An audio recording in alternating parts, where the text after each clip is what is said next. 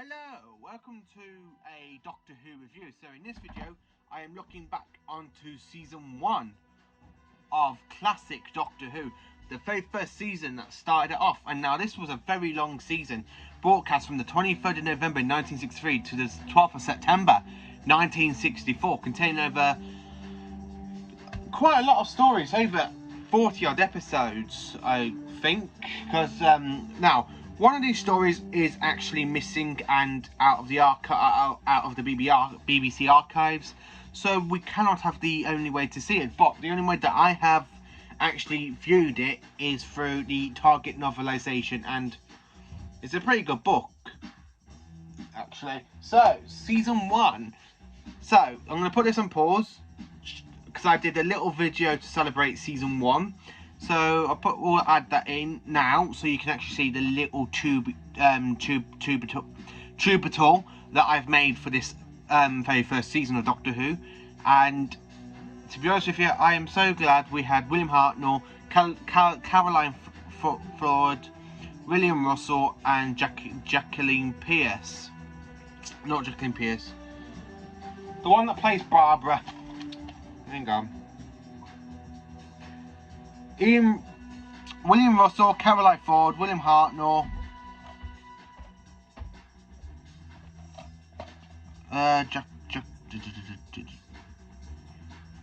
you know the woman about, the woman who plays Barbara, Jacqueline Hill, something like that, who plays Barbara in the very first season of Doctor Who, well, the first 2 seasons of Doctor Who. So I'm going to put this on pause and just add the video in, the little tubital I've made for this season, and I hope you enjoy it.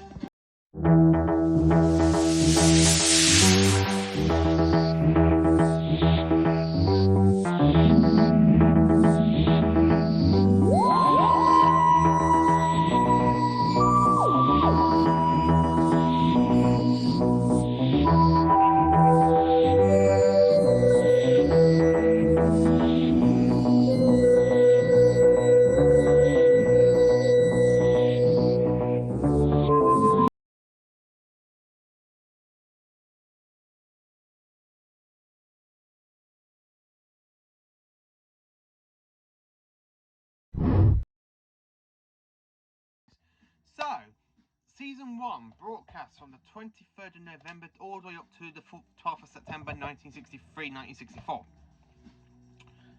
So, what do I think of this season as a whole? Now, this is a very good season of Doctor Who, even though we got Marco Polo missing.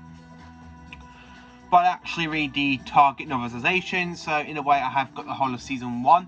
I absolutely quite enjoy this actual first season. My very first story has got to be the Daleks, and my second favourite, I have to say, is the Aztecs. They're my 2 favourites for this season. So let's talk about ranking now. How do I rank these actual seasons? Wow, I'm going to quickly do the ranking video and carry on talking about it, because it is the very first season of Doctor Who, and it is 58 years old this year. So, carrying on for ranking, I have to say The Unearthly Child. Now, this one I do rank as a 5 out of 10, just because the pilot saves it, because I would have said this would be a 1 out of 10 just for the other 3 parts of the caveman. But this one, for me, I have to say is a 5 out of 10 because the pilot just literally stops it from falling any lower. So the next one has got to be the Daleks. Now, this was broadcast from the 21st of December to the 1st of February 1963-1964. Now, this one I actually really enjoy. It's a good Dalek story. I actually love how it's set on the Skaro, and we have the whole Dalek city, and the Doctor tricks the TARDIS crew to try and manipulate them to get his own way. It's actually quite an interesting story, and this is an actual 10 out of 10. I absolutely love this story. My favourite story of this entire first season, I have to say. So, next up we have The Edge of Destruction, 2 episodes. Now, I have to say, this one, a 4 out of 10. It goes from a 10 out of 10 to a 4 out of 10. It just really doesn't click with me, and I don't really like it one bit, really. I just normally skip it and go straight into the Keys of Madness sometimes. So, Marco Polo. Now, because this isn't on DVD, I have to say this is an actual book. Now, the actual episode of Marco Polo was actually broadcast from the 22nd of February to the 4th of April 1964. I have to say, the book, Target Novelization, this is a brilliant book, and it's a very good, enjoyable first Doctor story set in 1289. I have to say, this story, reading from the book, this story is a 10 out of 10 and a fantastic historian episode. I really quite enjoyed that.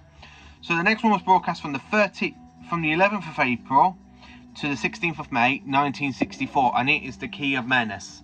Again, this one doesn't ring a bell to me because I haven't really watched it that many times, because I get a bit bored. I find it a bit too long, really, because this is like 6-7 parts. I really think that this should be like 6 parts.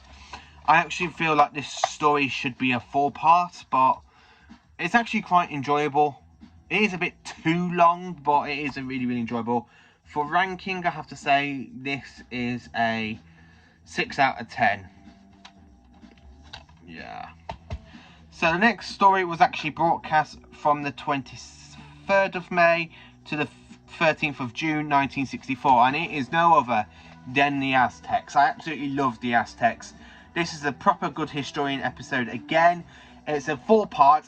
Don't get bored of this one. I actually could rewatch this one anytime, and this is a 10 out of 10. I just love the Aztecs. It's a fantastic one, especially when you got Barbara being mixed up for an high priestess who dies because she actually puts on the bracelet.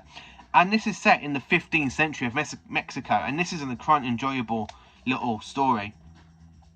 So, the next story was broadcast from the 20th of June to the 1st of August 1964, and it is The Aztecs. Now, this one, for me, I absolutely quite enjoyed. The Sensphere, the Sensorites kidnapping humans when they invade the space.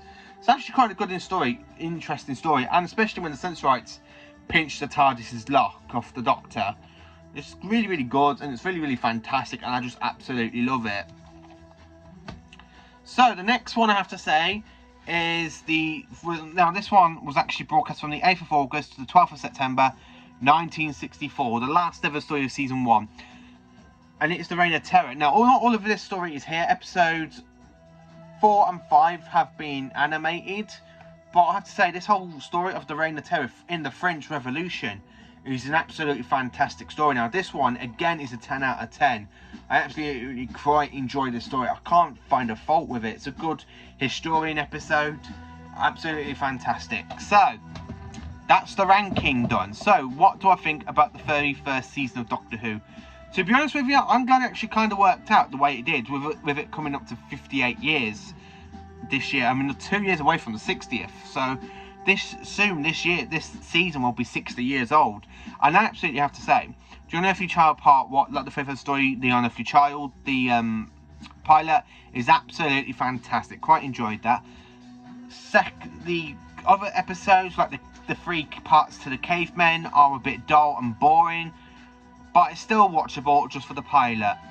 The Daleks, again, it's just one of my personal favourites. It's the very first story that appears with the Daleks. You see how menacing they are, how much they hate the fowls, and just how they plan to trap the fowls and to exterminate them. It's just a really good Dalek story, especially when the Doctor tries to trick the fowls with Ian to try and make them fight. It's just a good one. Edge of Destruction, can't really say much of that because it is basically set in the TARDIS. The TARDIS is in danger and it's trying to let the TARDIS crew know, but the Doctor, being the Doctor, you know, doesn't really pay attention, but it's actually quite a good one. Marco Polo, as I said, the Target Novelization is absolutely fantastic, especially when he gambles away with Kumbu Khan. It's just an absolutely fantastic story to read, even though it has like the Emperor Marco Polo. It's just such a good one. It's just a shame it's a very missing episode. Keys of Menace, again, is highly overrated. I just don't understand proper what people like about this story, because I feel it's too long, proper too long. So the next one is the Aztecs. Now the Aztecs is amazing. I love the Aztecs. Can't find a fault wrong with it. It's just such a good, like, 15th century story, especially when the first Doctor kind of gets married to a younger lady in this one. The Sensorites, I think the Sensorites are a relation to the Ood, who we meet in New Who. I absolutely kind of enjoy the Sensorites, and it's just really, really enjoyable. The Reign of Terror, again, is a good historian episode set in the French Revolution. I kind of love how the TARDIS team has to work out the way like how to get out safely in the French Revolution. I absolutely love this episode. I really do actually enjoy season 1 as a whole, but for me, I have to say, it is a shame that Marco Polo is missing and it can't be animated because it has too many characters to become animated, and it's a shame that we'll never get season 1 complete on DVD. But for me to actually throw the actual Target Observation into the mix after I've read it, it's just such a fantastic episode. It really, really is, and it could have been so much more if we could see it or have it animated. So this is my review on Doctor Who Season 1. Now, Season 1, I have to say, it's a pretty good season. It's the one that kicks off Doctor Who. William Hartnell, as I can say in his performance, you can see that he's like playing the grumpy old man that we know, who's very dark, especially like in the cave episodes with the cavemen, where he's literally about to bash one's head open with a skull. That is pretty cool to see. Ian is an interesting character, specifically when Ian and Barbara are two school teachers and the Doctor's granddaughter goes to the school. They find a way into the TARDIS and the Doctor just kidnaps them, and that's how all of the adventures start. It's just an amazing way, and Hartnell plays the Doctor really, really well in this. He does play it, and I just can't find a fault wrong with it. So this is my review on season 1. I hope you enjoy it. And the ranking. I hope you all have a very good day. Stay tuned, because next will be my DVDs of season 22 and season 23. Thank you for watching. I hope you have a fantastic time watching this video. And I hope you like my little tribute I made on TikTok for this season, because I absolutely love season 1. I actually love every single season of Doctor Who. Every single season I absolutely do love a Doctor Who. I can sit down and watch it for hours. And actually I have done. Specifically when my dad thinks I've watched too much of it, to go, yes, I have, I'm in time. Yeah. Well, thank you for watching. I hope you all have a good time watching this video, and please do like, subscribe and share to my channel. And thank you to the new subscribers that have subscribed to my channel. I hope you actually enjoy watching my videos. Thank you for watching.